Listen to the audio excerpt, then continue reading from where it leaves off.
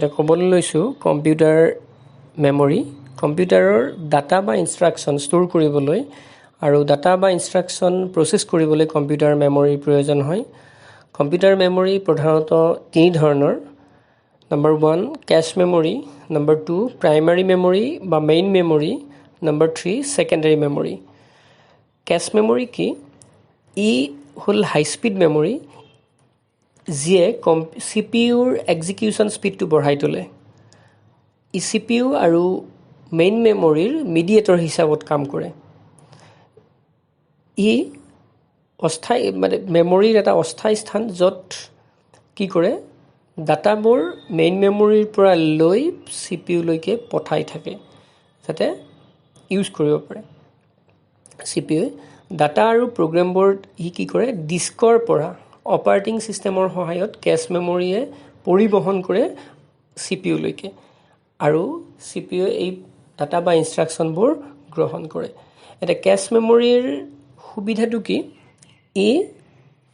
main মেমৰিতকৈ বেছি গতিবেগ সম্পন্ন অৰ্থাৎ ইয়াৰ ডাটা ট্ৰান্সফাৰ ৰেটটো বেছি আৰু ইয়াৰ মেইন মেমৰিতকে ডাটা ট্ৰান্সফাৰ ৰেটটো বেছি হোৱাৰ বাবে হি কি কৰে আলটিমেটলি কম্পিউটাৰৰ এক্সিকিউশন স্পীডটো বঢ়াই তোলে আমাৰ যদি কম্পিউটাৰ এটাত কেছ মেমৰিৰ কেপাসিটিটো যদি বেছি থাকে তেতিয়া আলটিমেটলি কম্পিউটাৰৰ স্পীডটো বাঢ়ি যায় কিয় বাঢ়ি যায় কাৰণ হি ডাটাখিনি মেইন মেমৰিৰ পৰা লৈ আহি তাত ৰাখি থৈ দিয়ে আৰু সেইখিনি ডাটা কাক সাপ্লাই দিয়ে সিপিইউক সাপ্লাই দিয়ে তাৰমানে সিপিইউ যিমানখিনি ডাটা লাগে তাক হিমানখিনি দিব পাৰিলে সিপিইউ তাৰমানে আইডল টাইমটো সিপিইউৰ কমি যায় গতিকে তাৰ আলটিমেটলি কম্পিউটাৰৰ এক্সিকিউশন স্পীডটো বাঢ়ি যায় এতিয়া আৰু কি কৰে কেছ মেমৰিয়ে যিখিনি এক্সিকিউট হ'বলগীয়া প্ৰগ্ৰাম সেই এক্সিকিউট হ'বলগীয়া প্ৰগ্ৰাম বা ইনষ্ট্ৰাকশ্যনখিনি হি সিপিইউ কেছ মেমৰিয়ে ৰাখি থৈ দিয়ে যাতে সিপিইউ সময়মতে তাৰ পাবলগীয়া ডাটা বা ইনষ্ট্ৰাকশ্যনখিনি পাই যায় গতিকে কেছ মেমৰি হ'ল এটা কি আমাৰ টেম্পৰাৰী মেমৰি এইটো এটা গতিকে ইয়াৰ কিন্তু অসুবিধা কি ই তাৰ ষ্টৰেজ কেপাসিটিটো কম আৰু তাৰ খৰচটো বেছি এটো হল কেছ মেমৰি তাৰ পিছত প্ৰাইমাৰী মেমৰি বা মেইন মেমৰি কম্পিউটাৰত যিখিনি চলি থকা প্ৰগ্ৰাম যিখিনি তাৰ ডাটা বা ইনষ্ট্ৰাকশ্যন সেইবিলাক মেইন মেমৰিয়ে কি কৰে মেইন মেমৰি বা আমি প্ৰাইমাৰী মেমৰি বুলি কৈছো ষ্ট'ৰ কৰি ৰাখে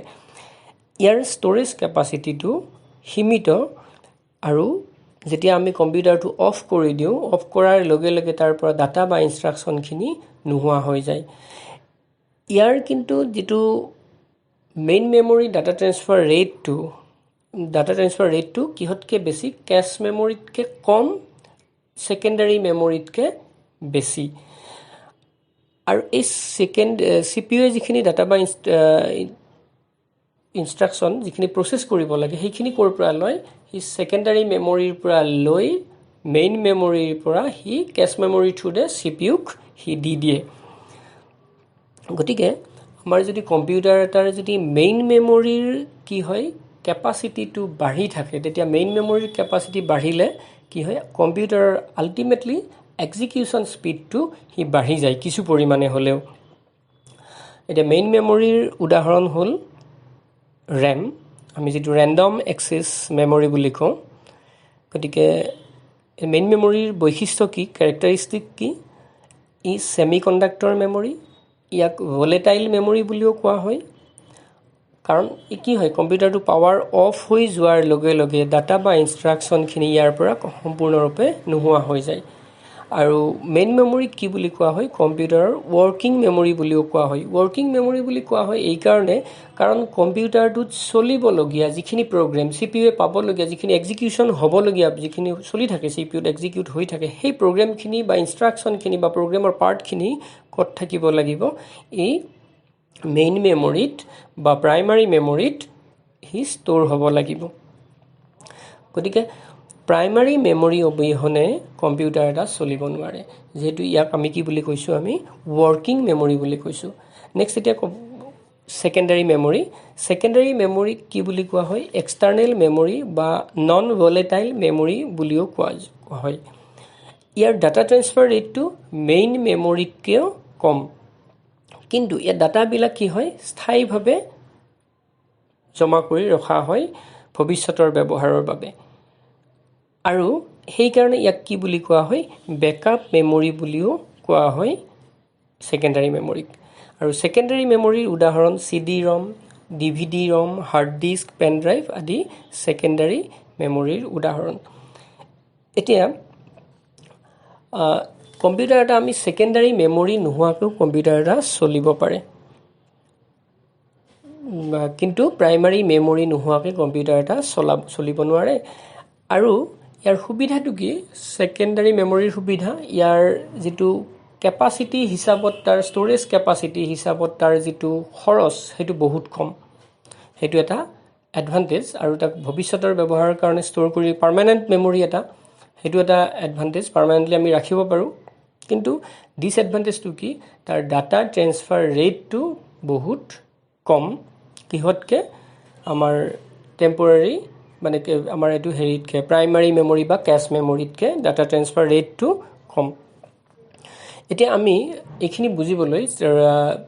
প্ৰাইমাৰী মেমৰি আৰু সেকেন্ডাৰী মেমৰিৰ কথাটো বুজিবলৈ আমি এটা উদাহৰণ ল'ব পাৰো যেনে আমি টেবুল এখনত 3-4খন মান কিতাপ লৈ আমি নোট এটা প্ৰিপেয়াৰ কৰিব লৈছো এটা আমি টেবুলখনক যদি আমি কি বুলি কওঁ প্ৰাইমাৰী মেমৰি মানে এটা RAM বুলি কৈছো আৰু আমি যে কিতাপ কেইখন আনিম আমাৰ কাষত যে বুক শেলফ এটা থাকে বুক শেলফখনত কি 50-60খন কিতাপ থাকিব পাৰে কিন্তু আমি আলটিমেটলি লিখিব ক'ত লাগিব টেবুলখনত খুলি লৈ 3-4খন কিতাপ খুলি লৈহে আমি লিখিব লাগিব আমি কি টেবুলখনক যদি RAM বুলি কৈছো ওয়াৰ্কিং প্লেস আৰু যেটো আমাৰ বুক শেলফখন আছে বুক শেলফ বুলি কি কৈছো আমাৰ সেকেন্ডাৰী মেমৰি মানে হাৰ্ড ডিস্ক বা CD ROM বা এনেকুৱা বুলি কৈছো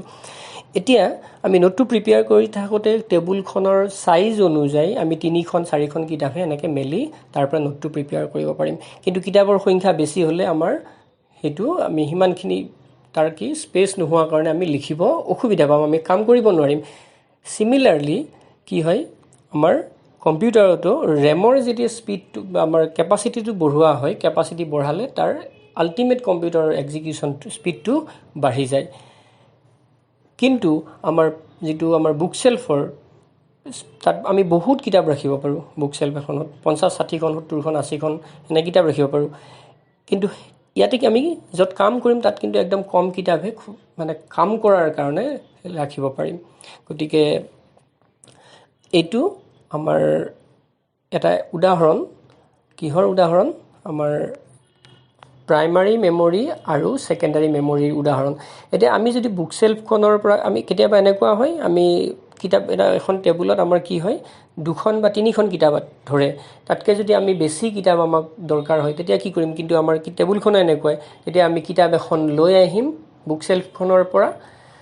লৈ আহি আমি তাত অলপমান ইয়াতে খুলি লম 2খন কিতাপ খুলিলে তাৰ পৰা কিবা লিখিম তাৰ পিছত 2খন থৈ বা এখন থৈ তাৰ পিছত আৰু এখন আনিম তো এনেকুৱা প্ৰসেসও কি চলে কম্পিউটাৰটো চলে